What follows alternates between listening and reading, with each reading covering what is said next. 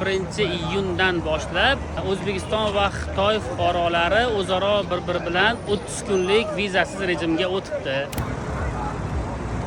Aziz do'stlar, Xitoyning Sian shahridamiz. Sian shahriga bugun yetib keldik va bitta ajoyib hodisa bo'ldi.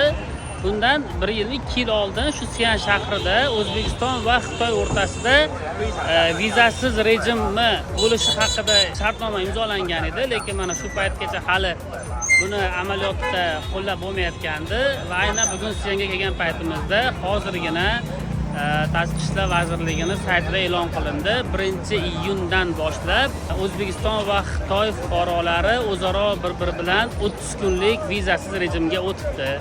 Amal qilish boshlanar ekan. Siandamiz va ayni mana shu e'lon chiqib qoldi. Marhamat, endi bemalol Xitoyga kelishlar mumkin.